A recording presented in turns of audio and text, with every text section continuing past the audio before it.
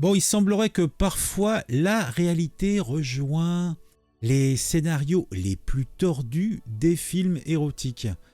Et je dois vous dire que nous avons un fait divers qui est tout à fait dans ce cadre, puisque nous allons suivre les aventures tumultueuses, pour ne pas dire plus, d'un homme de 29 ans qui est un artiste dans l'art du mauvais jugement, ou mal jugement, je ne sais pas trop comment le dire. Il a été mis en examen et envoyé en vacances. En vacances, c'est peut-être pas le terme qui convient, mais c'est le fait que ça se passe à Marseille. Pour moi, Marseille, c'est les vacances, étant parisien. Et non, en fin de compte, il est mis en détention provisoire et effectivement dans cette joyeuse ville de Marseille. Marseille? Marseille? Marseille? Je sais plus moi. Je sais pas, je sais plus.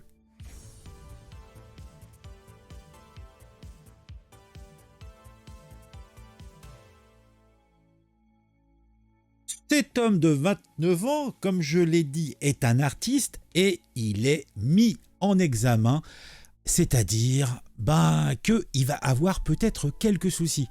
Il a des talents, mais ces talents incluent des choses qui normalement ne sont pas appréciées du plus grand nombre, c'est-à-dire le viol, la drogue et bien sûr la réalisation de films douteux sans le consentement des personnes qui en sont les acteurs. Ces œuvres, entre guillemets, auraient été présentées en ligne comme un festival cinématographique qui a vraiment besoin d'une sélection plus stricte parce que c'est un petit peu grivois, pour tout dire, même très malaisant, très malaisant. L'affaire débute, il semblerait, puisque une jeune femme qui se trouve être la petite amie de ce garçon de 29 ans a eu la peu judicieuse idée de consulter le téléphone de son partenaire. Et là, elle tombe sur des vidéos et des photos d'elle-même en plein sommeil ou dans son plus simple appareil. À poil quoi, nu, le téton à l'air, la fesse joyeuse, c'est la totale. À la limite, jusque-là, bon, elle ne s'était pas rendue compte qu'il prenait des photos, des vidéos, mais somme toute, même si elle peut être surprise, on reste dans le cadre de l'intimité. Mais, on va plus loin. Elle se trouve, en consultant les photos comme ça, après avoir vu elle à poil, elle en train de dormir, elle sortant de la salle de bain, etc., elle trouve une vidéo montrant une partie du visage d'une autre femme. Apparemment, elle semble inconsciente.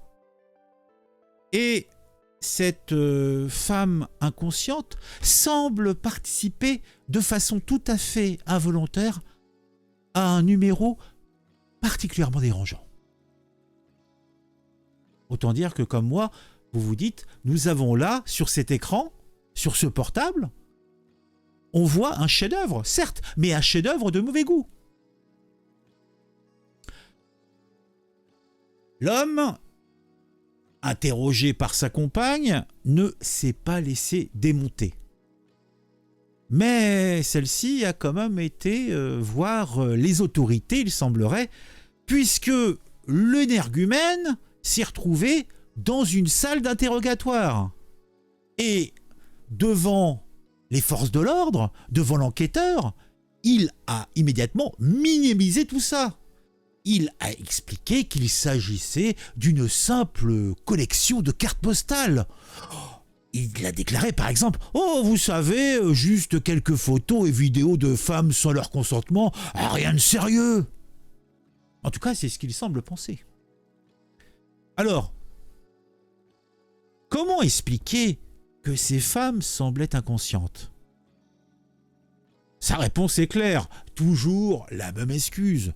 C'est l'alcool, un classique. Les enquêteurs ont découvert chez lui une pharmacie digne d'une série médicale. Genre Dr House. Vous voyez le genre, le mec il mange les médocs comme si c'était des bonbons. Là c'était un petit peu pareil. Et dans cette pharmacie, on a des médicaments qui auraient pu servir à endormir des éléphants. Mais le garçon de 29 ans va vous dire, et il l'a dit aux enquêteurs, que c'était juste pour ses maux de tête. Normal. Au final, le vilain garnement a été mis en examen pour viol avec administration d'une substance. C'est bien dit, hein, substance, ça j'aime bien. Moi. Atteinte à l'intimité de la vie privée, pour le moins, diffusion d'images coquines sans consentement, et touche finale, puisqu'il y a touche finale, toucher, jeu de mots, jeu de blaireau, jeu de main, jeu de vilain. Agression sexuelle par conjoint. Notre cinéaste volontaire, mais qui s'est fait choper de façon involontaire, sera présenté à un juge pour ce que j'appellerais un véritable festival juridique. Bon, je vous ai dépeint tout ça de façon un petit peu moins, comment dire, un petit peu moins lourde, mais au final, tout ça est plutôt sordide. En plus, c'est une vidéo que je ne pourrais même pas monétiser, puisqu'il est question de wall, d'agression, de photos, ça me rapportera même pas 25 centimes, ce que me rapporte en général une vidéo. Un homme de 29 ans, mis en examen et placé en détention provisoire à Marseille, soupçonné notamment de viol aggravé et diffusion d'images à caractère sexuel, sans consentement. Sa compagne et son ex-compagne auraient été victimes des faits similaires. Tout cela n'est pas beau, tout cela n'est pas propre, et cela me semble évident. On voit une belle chambre, vous voyez, c'est beau. Un homme âgé de 29 ans, mis en examen le 1er décembre dernier à Marseille. Il est soupçonné d'avoir drogué puis violé sa compagne, mais aussi de l'avoir filmé nu et d'avoir publié ces images en ligne. Des faits dont aurait également été victime son ex-conjointe et qui aurait débuté en 2019. Donc le mec, c'est un taré, quoi. Il a un petit boulon dans la tête. Cette sordide affaire a débuté au mois de novembre dernier au domicile d'un couple qui vit à Marseille. En consultant le téléphone de son partenaire, une jeune femme de 27 ans découvre des vidéos et des photos d'elle en plein sommeil ou lorsqu'elle est nue. En fouillant dans les images, elle tombe aussi sur une vidéo montrant une partie du visage d'une femme qui semble inconsciente et à qui un homme, qui serait son partenaire, impose une fellation. La jeune femme découvre d'inquiétants échanges de messages dans lesquels son compagnon raconte avoir fait des choses similaires à son ex-conjointe. Mis devant les faits accomplis, l'homme entre dans une crise de colère et, réfléchissant à ce qu'elle vient de découvrir, la victime commence à se demander si elle n'a pas été droguée à son insu par son compagnon afin qu'il puisse agir sans son consentement. La jeune femme décide de mettre fin à sa relation avec lui et va déposer une plainte. Une enquête est alors ouverte. La plaignante est interrogée par les policiers de la sûreté départementale en charge de ce dossier. Les enquêteurs retrouvent l'ex-compagne du suspect, qui est âgée de 23 ans. Questionnée à son tour, cette dernière confie qu'elle avait découvert à l'époque de sa relation avec lui des vidéos d'elle nue en train de dormir et qu'il avait publié certaines images sur un site web. Il évoque son attirance pour les scènes de voyeurisme. Bah oui, mais s'il aime le voyeurisme, qui se met à poil, je sais pas, il va ben voilà, mais je sais pas. Je sais pas, c'est où le Cap d'Agde? C'est dans ce coin ou c'est Atlantique? Je sais pas, moi. Moi, j'en entendais parler, mais je sais pas où c'est, moi. Mais bon, qu'il aille montrer son kiki sur les plages, je sais pas s'il aime le voyeurisme. Voilà, et puis qu'il arrête de faire ça avec des gens qui veulent pas. Les enquêteurs ont interpellé le suspect le 28 novembre. Qui a été placé en garde à vue. Une perquisition a été menée à son domicile et de nombreux médicaments qui auraient pu servir à droguer les victimes ont été découverts. Durant ces auditions, le mis en cause a tenté de minimiser les faits. Il y a déclaré qu'il a bien pris des photos et des vidéos de plusieurs femmes et qu'il avait entretenu une relation à leurs insus. Détaille une source proche de l'enquête. Il a évoqué son attirance pour les scènes de voyeurisme, mais a assuré ne jamais avoir drogué les victimes. Pour justifier les faits que les femmes sur ces images étaient inconscientes, le suspect a expliqué que c'était à cause de la consommation d'alcool. Ah, la biture. Ah, c'est vrai qu'une petite suze avant d'aller se coucher, ça permet d'avoir une nuit plus calme. Oh, je suis d'accord. Déféré au terme de sa garde à vue et présenté à un juge d'instruction, L'homme de 29 ans a été mis en examen des chefs de viol avec administration d'une substance à la victime pour altérer son discernement ou le contrôle de ses actes. Atteinte à l'intimité de la vie privée par fixation, enregistrement ou transmission de l'image d'une personne étant son conjoint.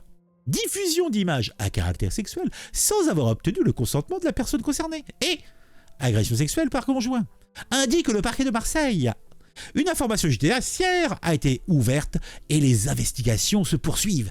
Elles viseront notamment à déterminer si le suspect a pu faire d'autres victimes et ce qu'elles ont pu subir. Et moi j'aime bien ce mot suspect. Il y a sus et il y a paix. Ah, mais attention, hein, faites pas comme Cyril Hanouna qui, a priori, qui a soufflé dans le trou d'une balle d'un chien. Ah, enfin, ils imaginent à ce moment-là, le chien il fait un peu. Eh ben dis donc, ça fait une sacrée dragée, hein. Ah, le Smarties. Bon, on a fait le tour de ce fait divers, somme toute assez sordide. Mais bon, j'aime bien, moi. Mais j'aime bien. Bon, pour les victimes, évidemment, c'est pas la fête, hein, ça va sans dire. Mais en tant que amateur de faits divers ou de faits exceptionnels, eh ben tout cela m'enjoie. Donc si vous avez aussi été enjoyé par cette petite vidéo, mettez un j'aime, mettez un commentaire. Dites-moi ce que vous pensez de tout ça. Est-ce que je suis prime sautier au-delà du raisonnable? Est-ce que je fais preuve d'un manque total d'empathie envers ces victimes? Hein? Peut-être. En tout cas, mettez un j'aime, mettez un commentaire. C'est important pour le référencement. Partagez cette vidéo autour de vous. Et si vous consultez régulièrement mes vidéos, ne soyez pas un paltoquet, un va-nu-pied, un pas grand-chose. Abonnez-vous sans attendre. Et si vous vous abonnez, activez la petite cloche. C'est un minimum. On se dit à très vite pour une nouvelle vidéo sur un sujet qui m'aura intéressé et qui, je l'espère, vous intéressera aussi.